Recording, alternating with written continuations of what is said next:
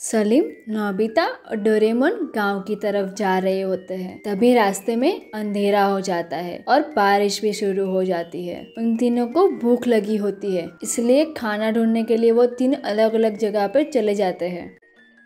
Nobita जिस रास्ते पे गया है उस रास्ते पे उसे आगे एप्पल के पेड़ दिखाई देते हैं। जब उसने एप्पल खाने के लिए तोड़ा तभी नोबिता पेड़ बन जाता है। तभी डोरेमोन नोबिता को ढूंढता हुआ उस तरफ आता है, पर उसे कुछ पता नहीं चलता कि नोबिता कहाँ है। जब नोबिता और डोरेमोन जंगल में आए थे तभी उनको पता चल गया था कि ये जंगल जादुई है। ऐसा सोचते ही वो बाजू वाली घास हिलती है और बोलती है, ये सारे एप्पल के पेड़ जादुई है, तुम्हारा नोबिता इन पेड़ों में से ही एक है। डोरेमोन सोचने लगता है, इनमें से नोबिता कौन सा वाला पेड़ है? क्या आप बता सकते हो कि डोरेमोन को कैसे पता चलेगा?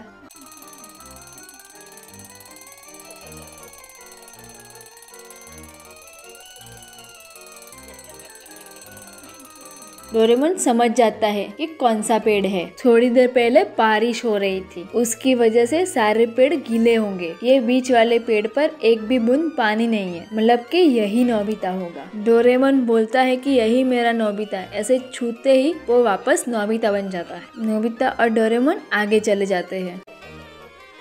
आगे उन्हें सलीम भी मिल जाता है और वो तीनों मिलकर गांव में पहुंच जाते हैं। सलीम नोबिता और डोरेमोन को सरपंच के पास लेके जाता है। सरपंच के पास पहुंच के सलीम बोलता है, इन लोगों को प्लेटिनम का एक टुकड़ा चाहिए। सरपंच कहते हैं, हम इसे ये टुकड़ा क्यों दे? सलीम बोलता है, इन्होंने मुझे राक्षस में से इंसान बनाया है, इन्होंने मेरी बहुत मदद की है। ठीक है, हम इसे प्लेटिनम का एक टुकड़ा देंगे, पर मेरी और ये दो मुखिया इन तीनों के सवालों का जवाब देना पड़ेगा। बाद में ही इसे वो प्लेटिनम का टुकड़ा मिलेगा। नोबिता बोलता है, आप जो बोलोगे मैं वो करूँगा, आपके हर सवाल का मैं जवाब दूंगा।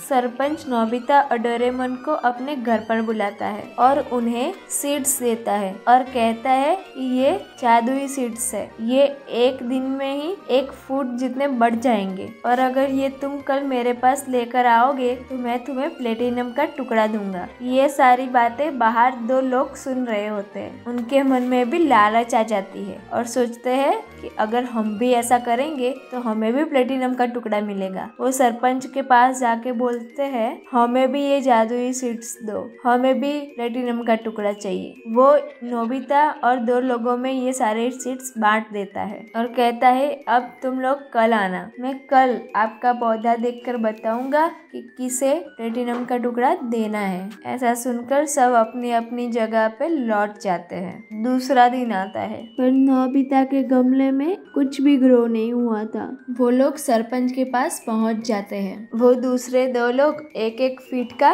पौधा लेकर आ जाते हैं, पर फिर भी सरपंच उन दोनों को भगा देता है और बोलता है, इस परीक्षा में नोबिता पास हुआ, बताइए कैसे? क्या आपको पता चला? मुझे कमेंट में जरूर बताना।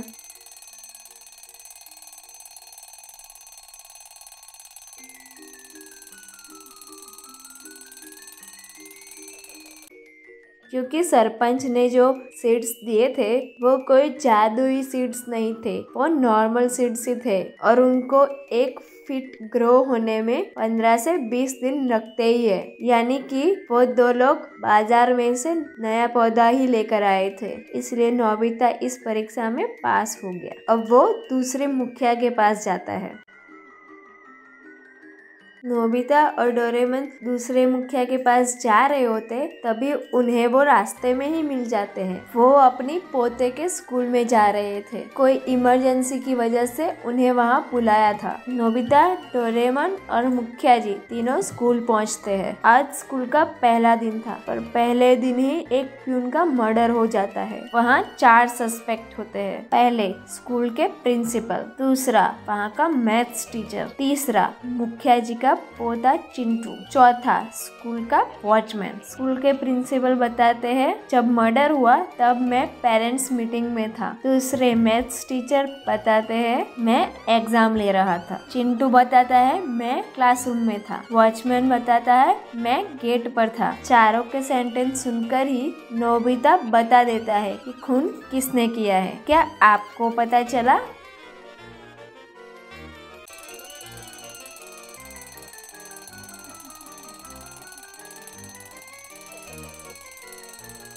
खून ये मैथ्स टीचर ने किया है। अगर आज स्कूल का पहला दिन था तो वो एग्जाम कैसे ले सकते हैं, इसलिए खून मैथ्स टीचर ने किया है। ये सुनकर मुखिया जी खुश हो जाते हैं और नोबिता को कहते हैं, तुमने मेरे पोते को बचा लिया, तुम मेरी परीक्षा में पास हो गए, तुम अब तीसरे मुखिया जी के पास जाओ।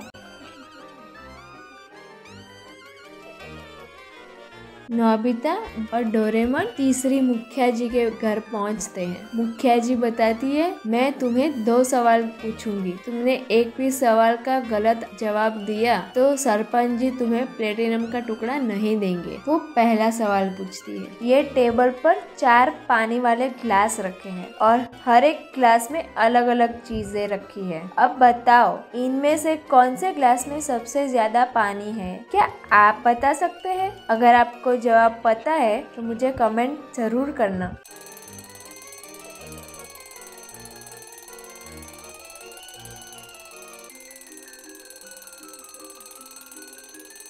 नोबिता सोचकर बताता है, ये दूसरा ग्लास जिसमें सेफ्टी पिन रखी है, उस ग्लास में सबसे ज्यादा पानी है, क्योंकि बाकी ग्लासेस में बड़ी चीजें हैं, यानी कि वो ज्यादा जगह रोकेगी और उसमें पानी कम होगा। मुखिया जी बताती है, ये सही जवाब है।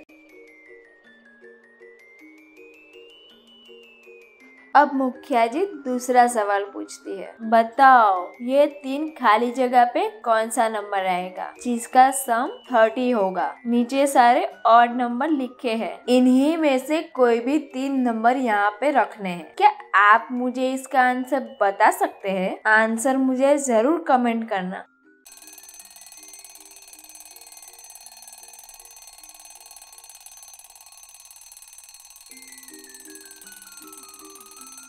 नोबिता बताता है, इसमें पहले 11, दूसरे में 13 और तीसरे में 9 है, उसे उल्टा करके 6 बना दो और वहाँ पे रख दो, तो 11, 13 और 6 का सम हो जाएगा 30। नोबिता ने दोनों आंसर सही दिए। मुखिया जी खुश हो जाती है। नोबिता, डोरेमोन और मुखिया जी तीनों सरपंच के पास पहुँच जाते हैं। सरपंच उन्हें प्लेटिनम का टुकड़ा दे देता है। नोबिता और डोरेमोन सलीम को थैंक यू कह के आगे जंगल की ओर बढ़ जाते हैं। नोबिता और डोरेमोन जंगल में बहुत चलते हैं। चलते चलते उन्हें बहुत प्यास लगती है। वहाँ आगे उन्हें 2 जगह दिखाई देती है, एक तरफ लेक होता है और दूसरी तरफ रिवर। अब बताइए, नोबिता किसमें से पानी पिएगा? किसका पानी ज्यादा साफ होगा? क्या आप बता सकते हो?